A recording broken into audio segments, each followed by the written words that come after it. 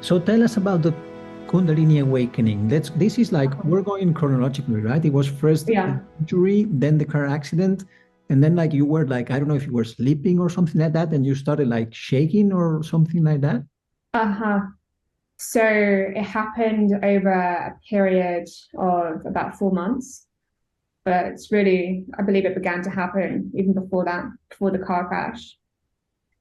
Before the car crash, and it was actually 2012. I don't know if you remember all the news about 2012. Well, some people said that the world was going to end in Yeah, 2012 yeah. because of the Mayan calendar. Uh-huh.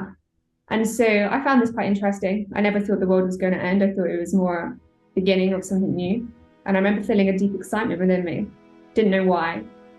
I believe now it was my higher self, knew that what was coming in the year that would follow. But it was over that year I began to awaken.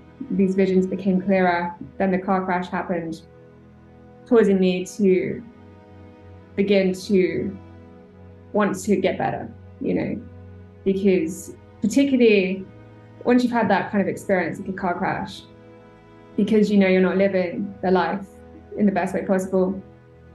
And also prior to that, being an athlete, literally being on podiums, having people celebrate me, like being in the newspaper, like complete polarities. I knew that I had to fix myself. I knew that I had to get clean, give up alcohol, all of that. And so it was the summer before I started university, I began to have these experiences. There was a few really odd experiences that I had, but I kind of brushed them to the side, like it's my imagination, like kind of psychic experiences. And then I started university, and that's actually where I hit rock bottom. First time being away from home, didn't really enjoy myself when I was there. It was, yeah, didn't really fit in. I reached a place where I realized like I couldn't socialize without a drink in my hand, which was a huge wake up call. I realized like how dependent I'd become on alcohol. And so I decided I wanted to stop drinking. And so around about this time, I was doing a lot of self questioning. Who am I? What am I here to do? And I actually, yeah, hit rock bottom, not wanting to live anymore, having suicidal thoughts, thinking of ways I could kill myself. It was a very dark space. And at that time, like when you find yourself in that kind of space, you're kind of faced with two timelines, to leave or to stay. And obviously, you know, you want to stay. I never feared death. I always believed there was something more. But I've got three younger brothers that I knew that I wouldn't be able to leave without destroying their lives.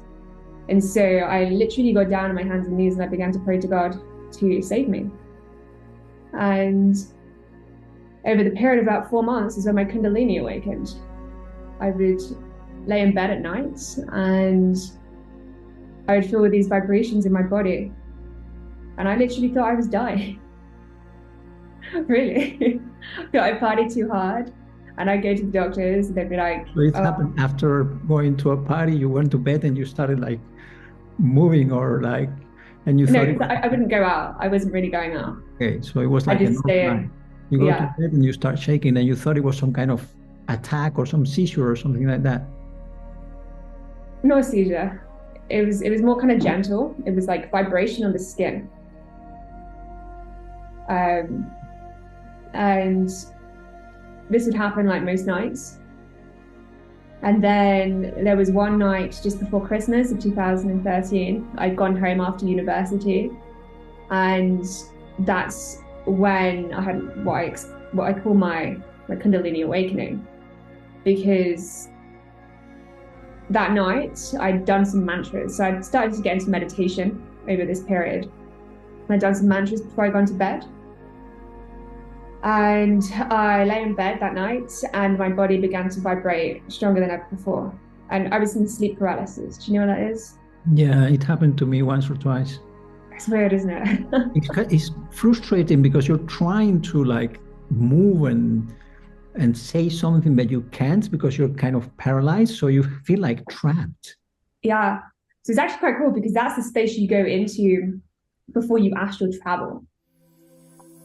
So that's a very interesting space to explore, but it's like a gateway between realms. And it started happening to me from that summer over these 4 months. And anyway, I found myself in sleep paralysis that night, and I was vibrating more than ever before. And I was like, oh my gosh, I'm going to be paralyzed. And I was like, oh, my parents are going to wake up because, the bed must be making so much noise because I'm shaking so much. Like, that's what it felt like. And I heard a voice that was like, trust in the divine. And then I saw my chakras light up one by one, like Kundalini rise until it reached my third eye, and I saw this huge eye open. And that was the last thing I remembered. I think I passed out or something Wow, after that's that. amazing. Then maybe you fell asleep after that or something like that. Yeah, but it was a very kind of like moment. But I woke up the next day, and I remember the first thing I did is I jumped out of bed and I looked in the mirror like, I'm okay, not paralyzed.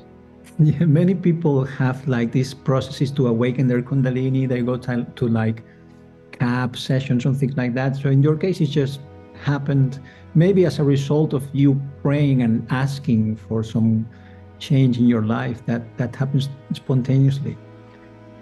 So, Yes, the angel said that it was like a alarm clock went off that I had set before I came to the earth. So it was like a okay, soul so contract I went through this. it was like some soul contract that at that time that was going to happen when you were that age. Yeah. Okay.